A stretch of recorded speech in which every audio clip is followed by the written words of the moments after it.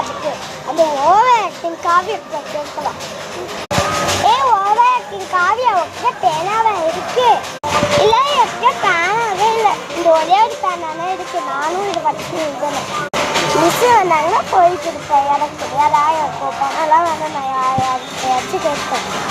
சரி போய் கேட்டுக்க போ. எப்படியா உங்ககிட்ட பேனாவாடி இருக்கு? அதுக்கிட்ட பேனா வேலை இல்லடி. ஆடி என்கிட்ட பேனா இருக்குடி, நான் உனக்கு கொடுக்குறேன். இல்லை ப்ளூ பேனா தானே வேணும். இல்லையா கிட்டே இருக்கு. கிடைச்சிச்சு. இந்தாடி வேணும், இந்தாடி. தேங்க்யூடி. ஃப்ரெண்ட்ஷிப்க்குமே எனக்கு தேங்க்ஸு. நீ தாண்டி பெஸ்ட் ஃப்ரெண்ட். அந்த ஓவியால ரொம்ப பண்ணுவேன். அதுவும் ஆமாம். Okay, good morning students. Good morning miss. எல்லாரும் மேத்ஸ் ஒர்க் புக் எழுதிட்டிங்கன்னா லைன் பை லைன் வாங்க, நாங்கள் சைன் போடுறோம்.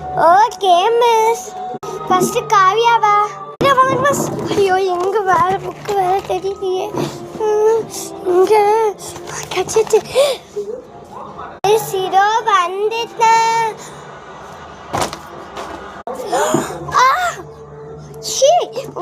நான்சென்ஸ். அதை விட புக்கெல்லாம் தூக்கி இப்போதான் அண்ணன் ஓவர் ஆக்டிங்காக இருக்காதுங்கிறேன். இப்போ அது பிரியா மிஸ் மாதிரியே புக்கு தூக்கி எரிச்சிட்டோம். ஆமாடி.